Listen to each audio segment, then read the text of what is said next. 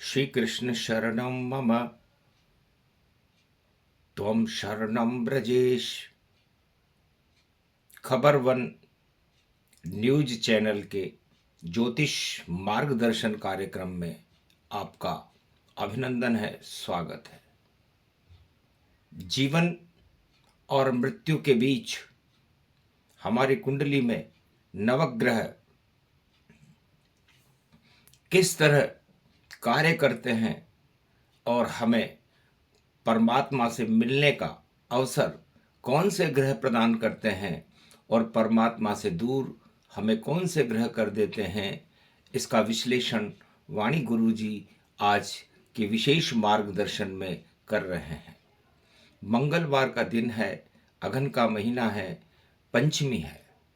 हमारा ये शरीर पंच तत्व से बना हुआ रहता है और इस जीवन में हमारे इस पंच तत्व के ऊपर 9 ग्रहों का प्रभाव रहता है और वह प्रभाव हमारे जीवन को प्रभावित करता है कि हम इस जिंदगी में हमारे जीवन को कैसे जिएंगे। इसको देखने के लिए सबसे पहले आप अपनी जन्म कुंडली को खोलिए और उसमें देखिए कि 12 घरों में जो 12 भाव है कुंडली के, उसमें राहु किस घर में विराजमान है। जिस घर में काल पुरुष की कुंडली मेष लग्न से और मीन लग्न तक जिस भाव में और जिस राशि पर राहु ग्रह विराजमान होते हैं, वही आपका भौतिक सुख है, भौतिक इच्छाएं हैं और जन्म और मृत्यु का कारण है। इन भौतिक इच्छाओं के कारण मनुष्य बार बार इस मृत्यु लोक में जन्म लेता है और मर जाता है, जन्म लेता है और मर जाता है। तो भौतिक सुख, सत्ता सुख, परिवार सुख, धन सुख, सारे सुखों को देने वाला और उनकी इच्छाओं को बढ़ाने वाला ग्रह राहु देव है और परमात्मा से मिलाने वाला ग्रह केतु देव है। यदि आत्मा को परमानंद की स्थिति में और परमात्मा के समकक्ष ले जाने का कोई कार्य करता है तो वह ग्रह हमारी कुंडली में केतु होता है।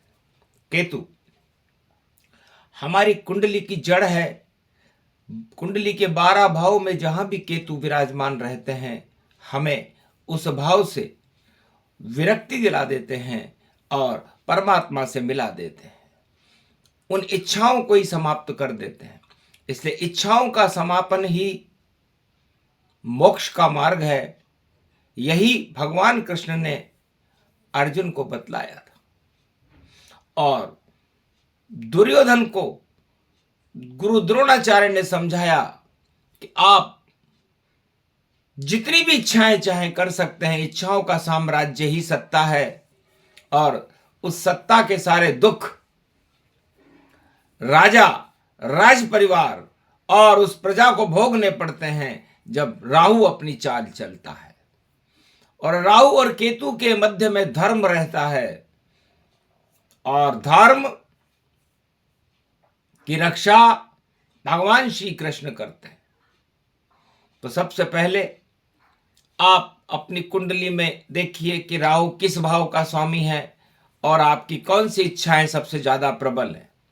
उन इच्छाओं के ऊपर यदि आपने विजय प्राप्त नहीं की और इच्छाओं के साथ देने का या भौतिक सुखों को भोगने का प्रयास इस जीवन में किया तो ये आपका क्षणिक सुख है और इस क्षणिक सुख आपके जीवन को बर्बाद करके रख देगा। चाहे आप बड़े राजा बन जाएं, चाहे आप बड़े धनपति बन जाएं, चाहे आप बड़े विद्वान बन जाएं, चाहे आप बड़े किसान बन जाएं या चाहे आप किसी भी क्षेत्र में बहुत बड़ी औद्योगिक क्रांति ला दें, लेकिन आपका ये सुख, इस राहु ये बता रहा है कि क्षणिक है और ये सुख काल्पनिक है, मृग तृष्णा है और इस मृग तृष्णा में आपका मरना निश्चित है और आपके जीवन का पतन होकर रहेगा। इसलिए इच्छाओं पर नियंत्रण करना हमें केतु सिखाते हैं और केतु हमें सभी इच्छाओं से मुक्त कर देते हैं। जब जीवन में हम इच्छाओं को त्यागने का प्रयास करते हैं तो परमात्मा के समीप पहुंच जाते हैं, और परमात्मा के समीप पहुंचना ही इस आत्मा का परम धर्म है। और उस परम धर्म में भगवान श्री कृष्ण का नेतृत्व रहता है, और विजय उनकी होती है जो इच्छाओं का त्याग करते हैं। यही गीता का मार्गदर्शन है, यही आपको वाणी गुरु जी कुंडली में बतलाना चाहते हैं। तो है संसार वासियों, आप जिन सुखों को सुख मान रहे हो, वह सुख आपके जीवन का सबसे बड़ा दुख है। और जिसको आप जीवन में सबसे बड़ा दुख मान रहे हो कि हमें कुछ नहीं मिला, और फिर भी आपने शुभ कर्म किए, भगवान का नाम स्मरण किया, भगवान का ध्यान किया, अपनी आत्माओं को प्रबल किया, तो परमात्मा के समीप और बैकुंठ का सुख आपके समीप खड़ा रहता है, और आप जीवन मुक्त होकर के परमानंद लेते हुए परमात्मा की गोदी में जाकर विराजमान हो जाते हैं। ये केतु कहता। इसलिए राहु केतु ग्रह नहीं, और ये तो छाया जान, जैसी छाया पड़े आप पर वैसा होता ज्ञान। तो ज्ञान शक्ति से मिलते हैं, और धरती पर भगवान आत्मा को जब प्रबल करो तो कृपा करे भगवान। तो आत्मा को प्रबल बनाना और आत्मा का नियंत्रण पूरे शरीर, इस पंच तत्व और 10 इंद्रियों पर स्थापित करना केतु का धर्म है, और केतु ही धर्म ध्वजा है। तो भगवान कृष्ण ने महाभारत में इसी धर्म ध्वजा को ऊंचा किया था। आज भी राम मंदिर के ऊपर और ध्वजा उड़ेगी कलयुग में, और राम राज भारत में आया देखो युग युग त्रेता में। तो त्रेता तो राजा धर्म ध्वजा तो लगा सकता है, लेकिन उसे राम जी जैसा कर्तव्य करना चाहिए। ये भारत के राष्ट्राध्यक्षों को वाणी का मार्गदर्शन है कि अपनी प्रजा के त्रैताप हटाइए जो राम जी ने हटाए। झंडा उड़ता रहेगा, राम जी के झंडे को कौन रोक सकता है उड़ने से, लेकिन राम जी की इस ध्वजा को उड़ाने के लिए आपको अपनी प्रजा के त्रैताप, दैहिक दैविक भौतिक ताप हटाने पड़ेंगे। यदि ये संकल्प आप में हो तो सिद्ध करके दिखाइए, तब आपका गौरव और यशोगान होगा। वरना झंडा लगाने वाले तो कई आ गए और कई चले गए। तो झंडा ऊंचा रहे हमारा, राम लगे हमको सब प्यारा। केतु झंडे को ही मानो, केतु डंडे को ही मानो, और केतु है धर्म ध्वजा हमारी, और धर्म रहे व्यापक गति प्यारी। तो धर्म ध्वजा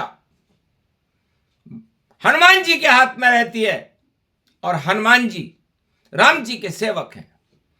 इसलिए उनकी आत्मा में राम मंदिर और राम दरबार सजा रहता, और जब देखो उनकी हृदय रूप तो राम शक्ति खड़ा रहता। तो राम के सेवक बजरंग बली, और वही धर्म ध्वज जान, चारों युग में धर्म ध्वजा को रखते हैं हनुमान। तो उनकी पूंछ ये केतु है, और केतु हनुमान जी का ही स्वरूप है, और हनुमान जी का झंडा और राम जी का झंडा चारों युगों में अपने आप उड़ता रहता है। उसे अतुलित बलधाम हनुमान जी जो 49 करोड़ पवन के मालिक हैं लगाते हैं। इसलिए राम मंदिर का असली ध्वज तो हनुमान जी के हाथ में है, और कुरुक्षेत्र की धर्म ध्वजा भी हनुमान जी ने ही लहराई थी। कुरुक्षेत्र मैदान में भगवान श्री कृष्ण के रथ पर हनुमान जी द्वापर युग में भी विराजमान थे। उन्हें नीचे उतरने का आदेश भगवान कृष्ण ने नहीं दिया। तो केतु सबसे ही बड़ा, और उससे ही लो ज्ञान, और राहु राजा की इच्छा है सत्ता इसको मान। तो इच्छा जाए नरक में, और केतु मिले भगवान, यही ज्ञान देना था। वाणी में बोल रहे श्री राम, बोलो जय श्री राम।